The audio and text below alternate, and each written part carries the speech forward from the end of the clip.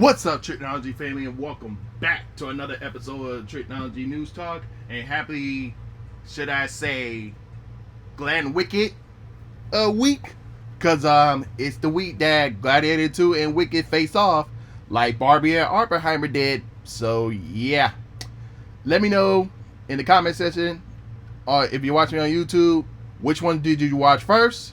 Did you watch both of them, or you planning to watch one or the other one next week? Let me know. But besides that, we have some news to talk about, and we got a movie review for y'all today. So without further ado, let's get into our mainstream highlight news. So Disney announced its full 2025 movies and television releases schedule. So let's go through that list. So we have Your Friendly Neighborhood Spider-Man TV show. That's going to be premiering on January 29th on Disney+. Then we got Marvel Studios' Captain America Brave New World.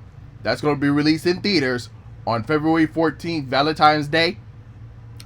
Then we got Win or Lose series coming out on February 19th on Disney+. Then we got another series from Marvel Studios, that's Daredevil Born Again. That's going to be released on March 4th on Disney+. Then we got Snow White, which I barely hear anybody going to be watching.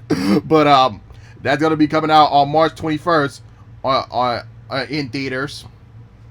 Then we got The Amateur.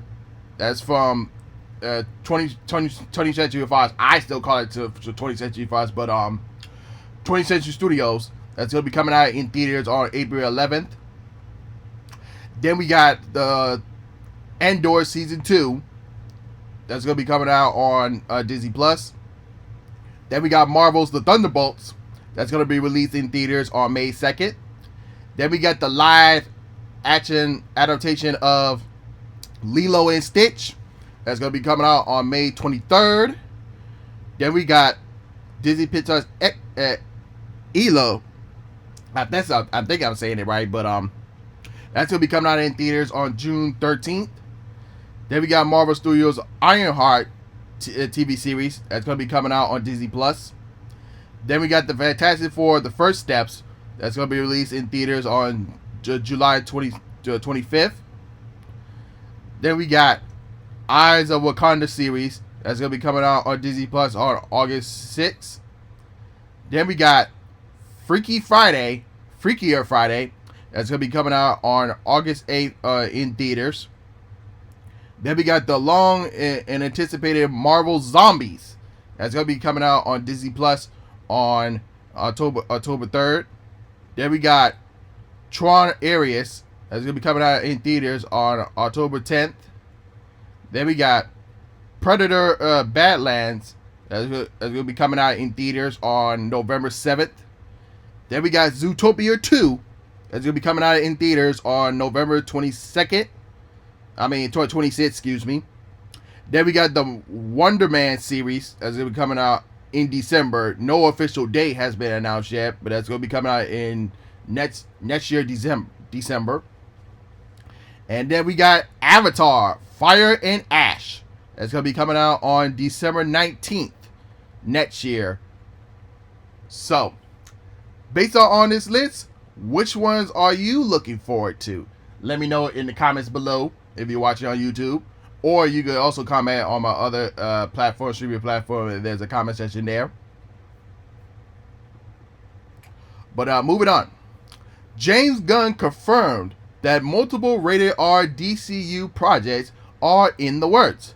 Now, this is coming from MovieWeb saying, the director of Marvel's Guardians of the Galaxy opened up to Collector in a recent interview about how the reins for his future DC projects are looking. James Gunn confirmed that rated R scripts and stories will be a part of the future of DC's cinematic franchise. After having directed an acclaimed rated R film for DC, The Suicide Squad, he told Collector that DC Studios is working on multiple rated R projects. Now, fans can relax knowing that Gunn and Safran are eager and willing to tell more mature stories. I say it got to be on certain characters that is needed for a radio art, and hope that they can execute the story and the narrative behind it. So that's what all we're looking for as far as that is concerned. Now, moving on from DC to Marvel. Marvel's next few movies will welcome the X-Men to the MCU. Now, I got my own popular opinion on it, but let's talk about what they have discussed.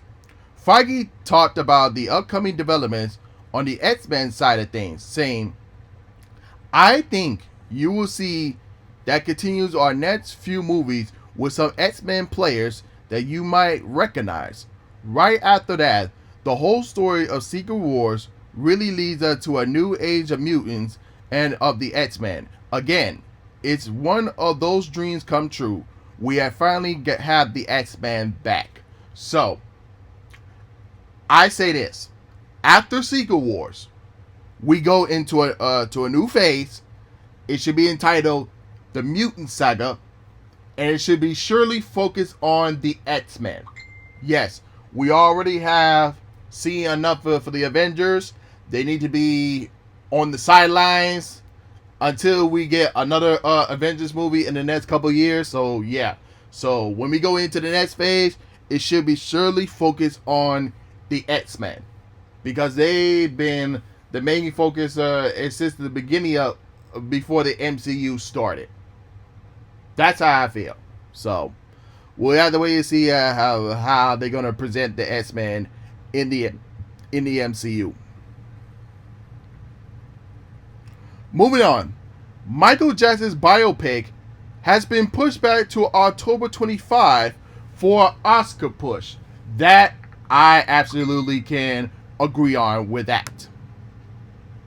This is coming from Collider saying, the eager anticipated Michael, the Antoine Fuqua director biopic of the King of Pop Michael Jackson, is pushing back its release date by 6 months to October 3rd, 2025, but for good reasons rather than bad. The film's production was smooth sailing with the singer's nephew Jeffrey Jackson in the title role, and Lionsgate, the studio has been behind the movie, is so confident in what they have seen so far. That's why they are pushing the film into the awards contender, as they believe it could be a big hit with voters coming for the awards season. So, I'm hoping that the movie is good. I surely, no matter of fact, I do believe that Michael's nephew, Jeffrey Jackson, will do a fantastic job playing his Uncle Mike. So, we'll just have to wait and see when we get to next October what the movie is going to be like. I hope it's really good. I really hope so. Moving on, we got the upcoming attractions that's going to be coming to the Walt Disney World next year.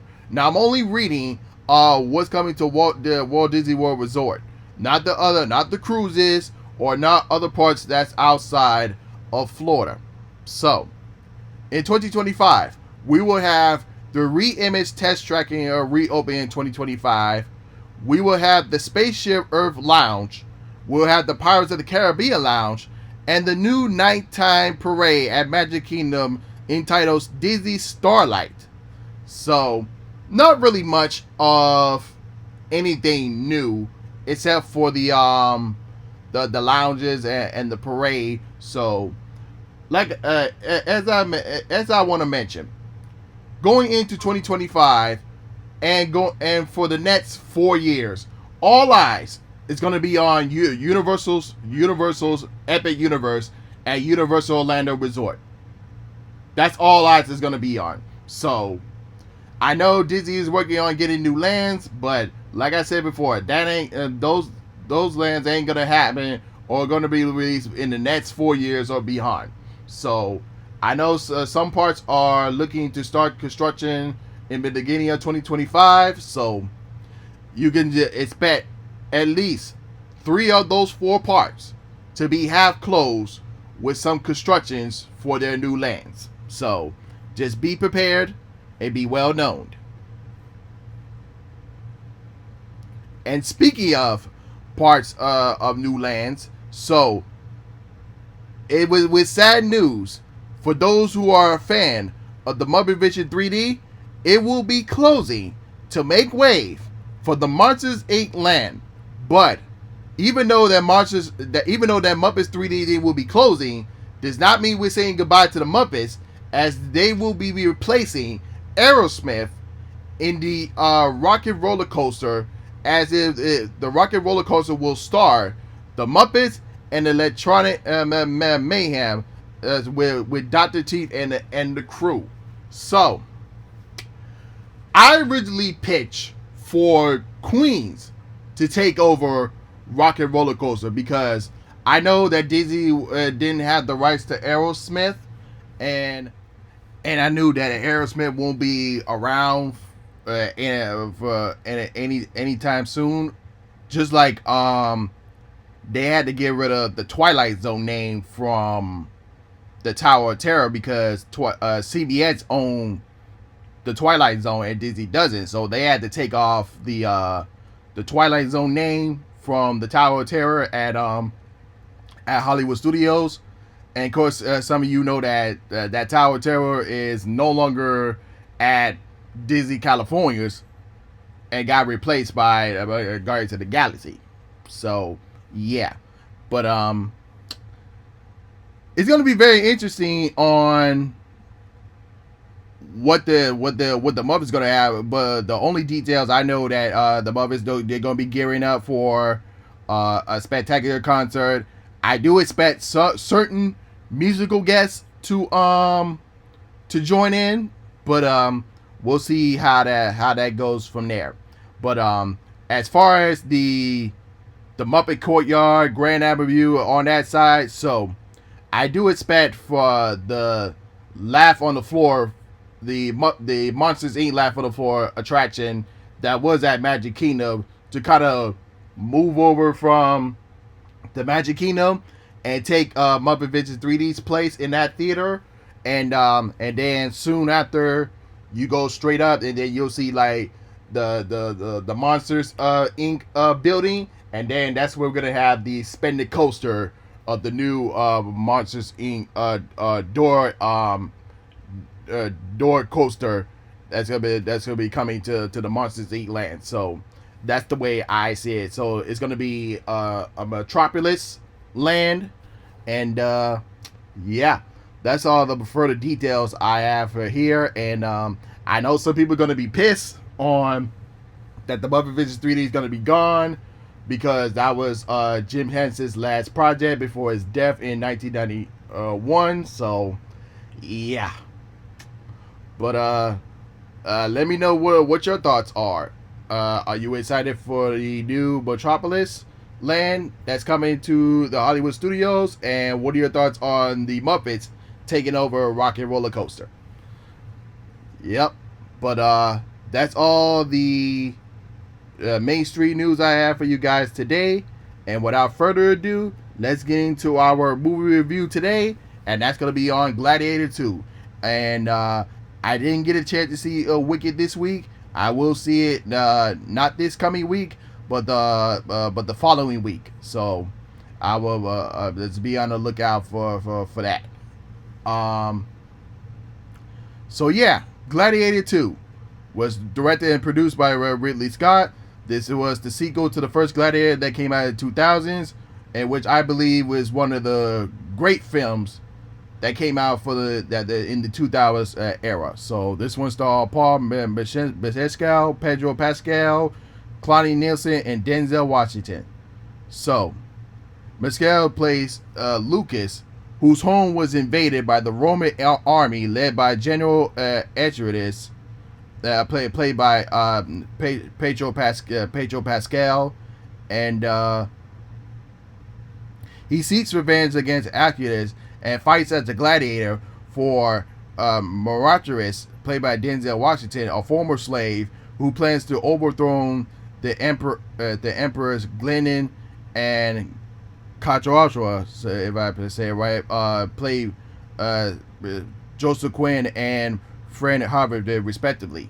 So, going into this movie, when I first heard they announced a sequel to Gladiator, I was like, oh no, I was literally scared for this, because I was like, this movie didn't really need a sequel, because because I mentioned the first Gladiator was a movie of its time, and it was really great. Like, it didn't really need a sequel, but after watching this movie, this was a great, worthy, solid sequel, in my opinion. Now, it's not as a masterpiece as the first one, but really great for what it was. Now, it did take a bit to find its footing in the first hour, but it did cover some of the familiar stories beats that the first one had.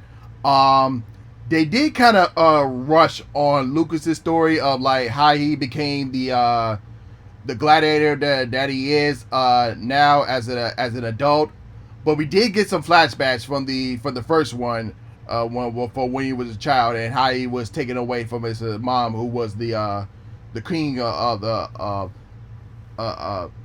Roman Empire.